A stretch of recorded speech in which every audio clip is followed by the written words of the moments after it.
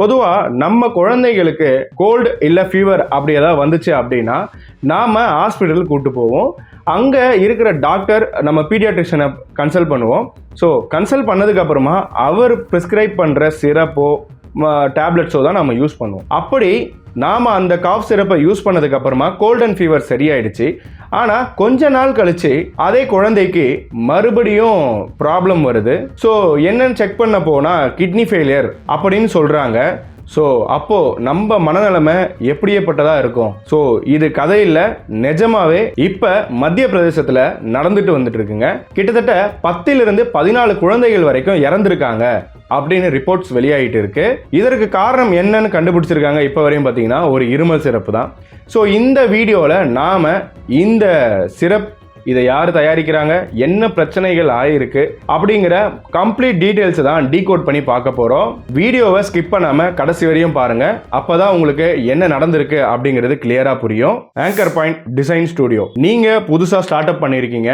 ஆனால் உங்களுக்கு பெரிய ஏஜென்சி, அதாவது டிஜிட்டல் மார்க்கெட்டிங் ஏஜென்சியை ஹையர் பண்ணி உங்களால் அஃபோர்ட் பண்ண முடியல அப்படிங்கிற பட்சத்தில் நீங்கள் எங்களை மாதிரி ஃப்ரீலான்ஸ் டீம் எடுத்துக்கலாம். எங்ககிட்ட டிஜிட்டல் மார்க்கெட்டிங்க்கு தேவைப்படுற எல்லா சர்வீசஸுமே இருக்குது. ஸோ இந்த சர்வீசஸ் எல்லாமே அஃபோர்டபுள் ப்ரைஸஸில் கொடுத்துக்கிட்டு இருக்கோம். நீங்கள் புதுசாக ஸ்டார்ட் அப்பாக இருக்கீங்க அப்படின்னா நீங்களுமே இந்த கீழே இருக்க நம்பருக்கு கால் பண்ணலாம். அதே போல் நாங்கள் ஏஜென்சிக்குமே அவுட் சோர்சிங் பண்ணி கொடுத்துக்கிட்டு இருக்கோம். ஸோ நியூவாக ஸ்டார்ட் பண்ண டிஜிட்டல் மார்க்கெட்டிங் ஏஜென்சியாக இருந்தாலும் நீங்கள் எங்களுக்கு கால் பண்ணுங்க. நாங்கள் உங்களுக்கு அஃபோர்டபுள் ப்ரைஸில் கிராஃபிக் டிசைன்ல இருந்து வீடியோ எடிட்டிங்ல இருந்து வெப் டிசைனிங் இது போன்ற எல்லா டிஜிட்டல் மார்க்கெட்டிங் சர்வீசஸும் நாங்கள் அஃபோர்டபுள் ப்ரைஸஸில் கொடுத்துக்கிட்டு இருக்கோம். மேலும் விவரங்களுக்கு டிஸ்கிரிப்ஷனில் எங்களோட டீட்டெயில்ஸ், போர்ட்ஃபோலியோ, அது மட்டும் இல்லாமல் கான்டாக்ட் நம்பரும் கொடுத்துருக்கேன்.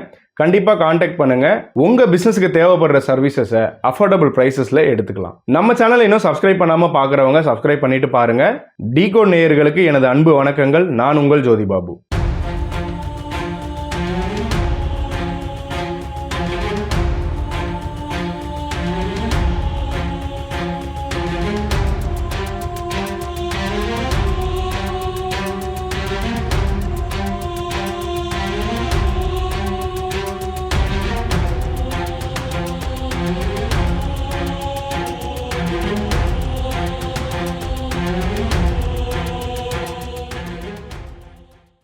இந்த குழந்தைகளோட இறப்பானது ஆகஸ்ட் மாதம் கடைசி வாரத்திலிருந்து ஸ்டார்ட் ஆகிருக்கு. ஆனால் அது முதல் குழந்தைக்கு ஆகும்போது வெறும் இல்னஸ் மட்டும்தான் ரெக்கார்ட் ஆகிருக்கு. பட் அன்னைக்கு இது என்ன பிரச்சனை அப்படிங்கிறத செக் பண்ணும்போது தான் தெரியுது அந்த குழந்தைக்கு ரீனல் ஃபெயிலியர், அதாவது கிட்னி ஃபெயிலியர் ஆயிருக்கு. என்ன பிரச்சனை அந்த குழந்தைக்கு ஆகுது அப்படின்னு பார்த்தீங்கன்னா அடிக்கடிக்கு வாமிட்டிங் அதிகமாக இருந்திருக்கு, சோர்வு அதிகமாக இருந்திருக்கு. அது மட்டும் இல்லாமல் யூரின் அதிகமாக பாஸ் ஆகாமல் இருந்திருக்குங்க. இந்த பிரச்சனையால் ஹாஸ்பிட்டலுக்கு கூட்டு போய் அங்கே யூரின் டெஸ்ட் எடுக்கும் போதும் இந்த கிட்னி சம்பந்தப்பட்ட டெஸ்ட்டுகள் எடுக்கும்போது தான் தெரியுது கிட்னி ஃபெயிலியர் ஆயிருக்கு அப்படிங்கிற ஒரு விஷயம். இதற்கு முன்னாடி இவங்க என்ன ட்ரீட்மெண்ட் எடுத்திருக்காங்க, ஏதாவது ஃபீவர் கோல்டு வந்துச்சா அப்படின்னு செக் பண்ணும்போது இந்த குழந்தைகளுக்கு கோல்ட்ரிஃப் அப்படிங்கிற ஒரு காஃப் சிரப் கொடுத்துருக்காங்க. ஸோ அந்த சிரப்புமே எடுத்துகிட்டு வந்து பேரண்ட்ஸ் ஹாஸ்பிட்டலில் பார்த்துருக்காங்க. இந்த கோல்ட்ரிஃப் சிரப் ஒரு லோக்கல் டாக்டரால் ப்ரெஸ்கிரைப் பண்ணி இந்த குழந்தைகளுக்கு கொடுத்துருக்காங்க.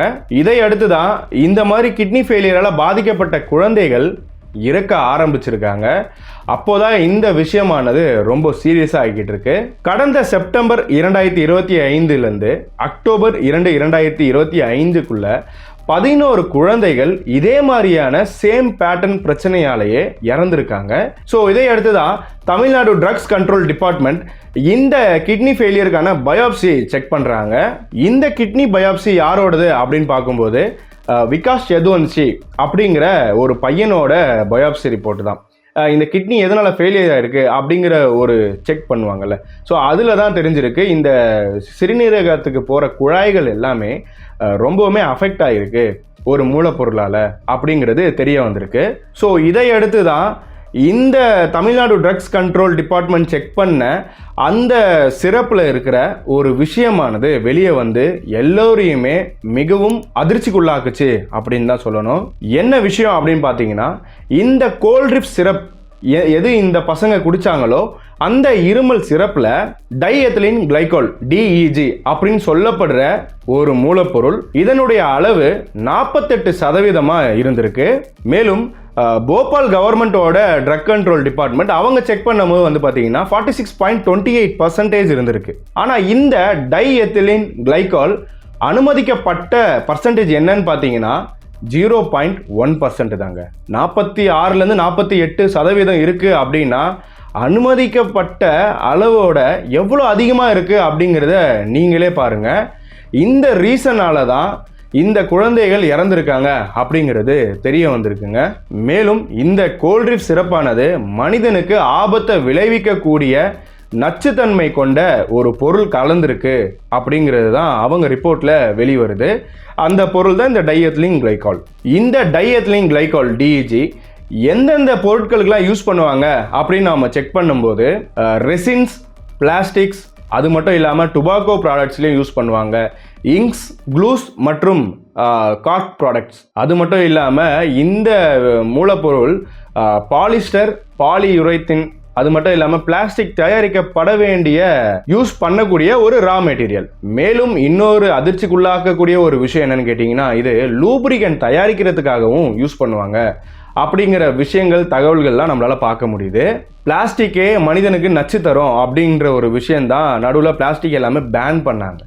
அப்படி இருக்கும்போது அதை தயாரிக்கிறதுக்கு யூஸ் பண்ணுற ஒரு ரா மெட்டீரியலை குழந்தைங்க குடிக்கிற ஒரு இருமல் சிரப்பில் கலந்துருக்காங்க அப்படிங்கிறது எவ்வளோ ஒரு கொடுமையான விஷயம் அப்படிங்கிறத பாருங்க. மேலும் இன்னும் டீப்பாக நம்ம ரிசர்ச் பண்ணும்போது தெரியுது, இந்த டைஎத்திலின் கிளைகாலை பூச்சிக்கொல்லி மருந்துகளுக்கு கூட யூஸ் பண்ணுவாங்க அப்படிங்கிறது தெரிய வருதுங்க. சரி, இந்த பொருளை ஏன் கோல்டு சிரப்பில் யூஸ் பண்ணாங்க அப்படின்னு உங்களுக்கு ஒரு கொஸ்டின் வரலாம். இது எதுக்காக யூஸ் பண்ணியிருக்காங்க அப்படின்னு நம்ம செக் பண்ணும்போது அவங்களோட மேனுஃபேக்சரிங் காஸ்ட்டை கம்மி பண்ணுறதுக்காக இதை யூஸ் பண்ணியிருக்கலாம் அப்படின்னு தகவல்கள் வெளியாயிருக்கு. பாருங்க, இவங்களோட லாபத்துக்காக குழந்தைங்க உடம்பு சரியில்லைன்னு குடிக்கிற ஒரு சிரப்பில் இப்படி கலந்து அந்த குழந்தைகளோட உயிரை காவு வாங்கி தான் சம்பாரித்து அப்படி என்ன நல்லா இருக்க போகிறாங்க அப்படிங்கிறது எனக்கு தெரியலை. அப்படி சேர்க்குற பணமும் எப்படி நல்லா இருக்கும் அப்படிங்கிறது எனக்கு தெரியலை. இந்த விஷயத்தால் மனித உடலில் கிரியாட்டினின் அப்புறம் யூரியா போன்ற விஷயங்கள்லாம் அதிகமாக சுரக்கிறதுனால கிட்னி தன்னோட வேலையை அதிகமாக செய்ய முடியாதனால கிட்னி ஃபெயிலியர் ஆகி இந்த குழந்தைகள் எல்லாமே இறந்திருக்காங்க அப்படிங்கிறது தான் நிதர்சனமான உண்மை. உடனே மத்திய பிரதேச அரசு இந்த சிறப்பு மட்டும் இல்லாமல் இந்த சிறப்பை தயாரிக்கக்கூடிய அந்த தயாரிப்பாளர்கிட்ட இருந்து வர எல்லா மருந்துகளையுமே பேன் பண்ணிட்டாங்க.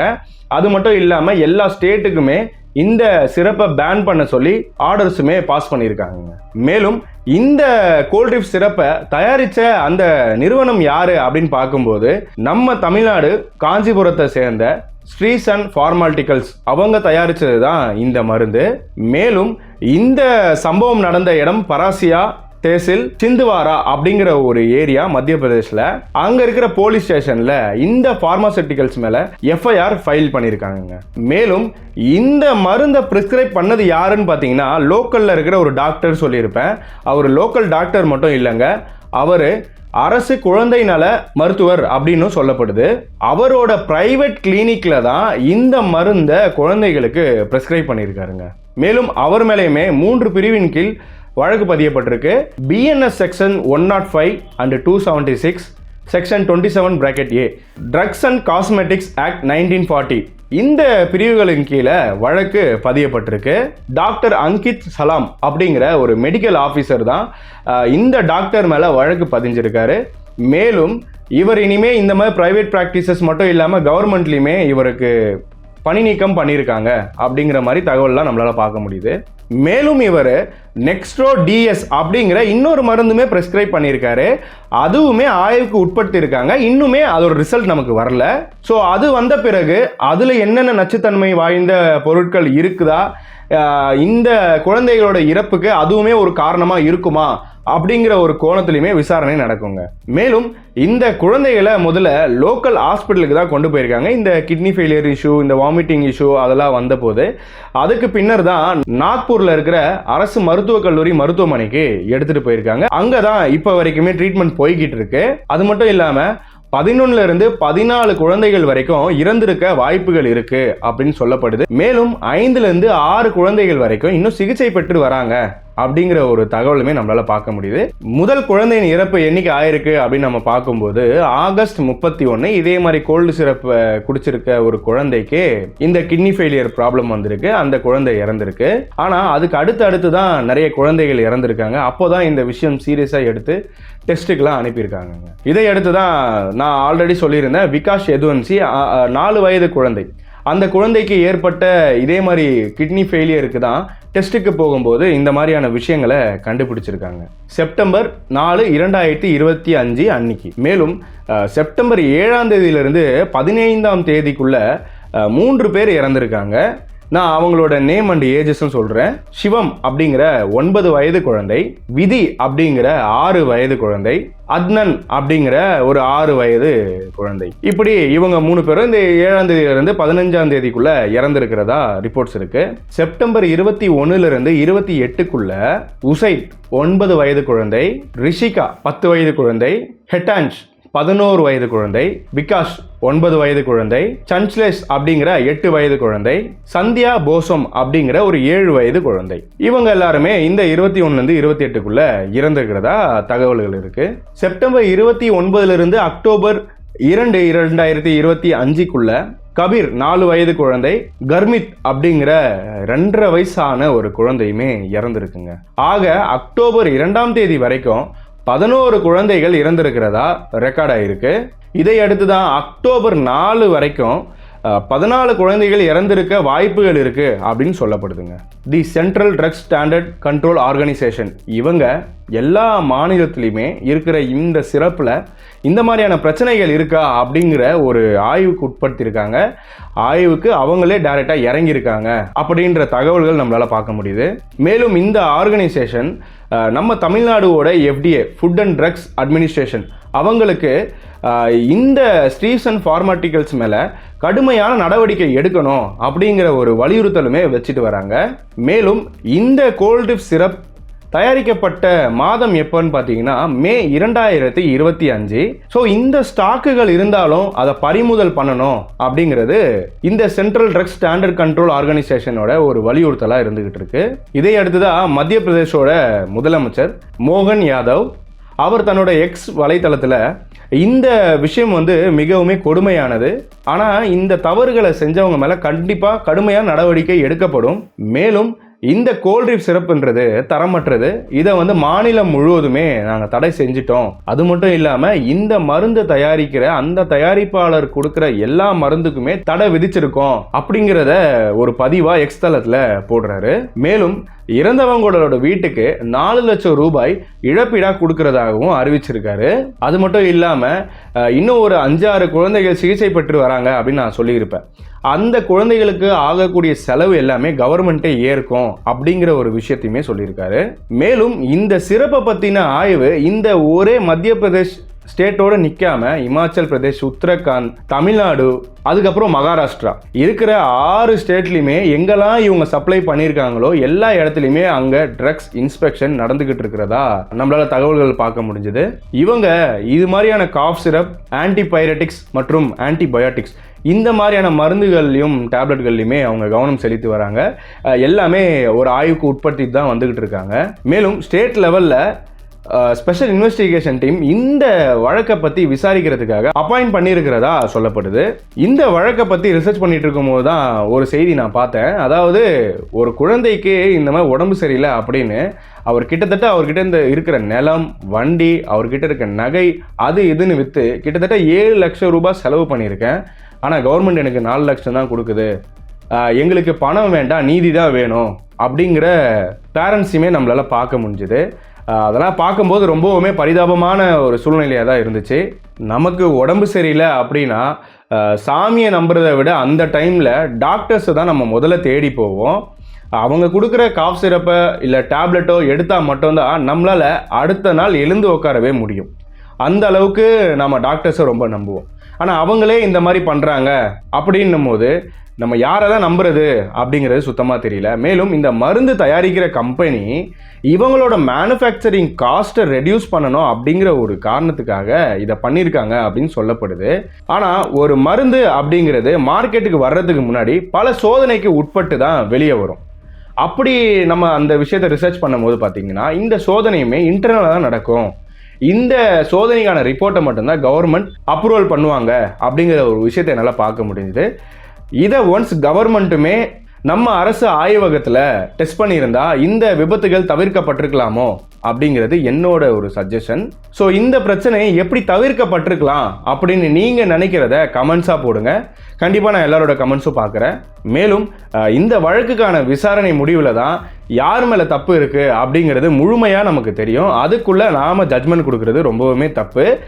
எங்கே தப்பு நடந்திருக்கு, யார் தப்பு பண்ணியிருக்காங்க அப்படிங்கிறது விசாரணை முடிவில் எல்லாருக்குமே தெரிய வரும். கண்டிப்பாக அன்னைக்கு நான் ஒரு ஃபாலோ அப் வீடியோ போடுறேன். நம்ம சேனல் இன்னும் சப்ஸ்கிரைப் பண்ணாமல் இருக்கவங்க சப்ஸ்கிரைப் பண்ணிக்கோங்க. மேலும் பெல் ஐக்கானையுமே கிளிக் பண்ணிக்கோங்க. அப்போ தான் நான் போடுற வீடியோ உங்களுக்கு உடனுக்குடனே நோட்டிஃபிகேஷனாக வரும். இப்படி ஒரு பிரச்சனை மத்திய பிரதேசத்தில் போய்கிட்டு இருக்கு அப்படிங்கிறது உங்கள் ஃப்ரெண்ட்ஸ் அண்ட் ஃபேமிலிக்கு ஷேர் பண்ணுங்கள். எந்தவித காஃப் சிரப் குழந்தைங்களுக்கு கொடுக்கறதுக்கு முன்னாடியுமே ஒரு 4 வாட்டி செக் பண்ணிட்டு கொடுங்க. நம்ம குழந்தையோட ஆரோக்கியத்துக்காக ஒரு 5 நிமிஷம் செலவிட்டு இதை பார்க்கறதுனால நம்ம ஒன்றுமே குறைஞ்சி போயிட போகிறதில்ல. ஸோ இது ஒரு அவேர்னஸ் வீடியோவாக இருக்கும். கண்டிப்பாக உங்களோட ஃப்ரெண்ட்ஸ் அண்ட் ஃபேமிலிக்கு ஷேர் பண்ணுங்கள். மேலும் இந்த சேனலில் பல வழக்குகளை நாம் டீகோட் பண்ணி பார்க்க இருக்கோம். தொடர்ந்து இணைந்திருங்கள். நான் உங்கள் ஜோதி பாபு. நன்றி.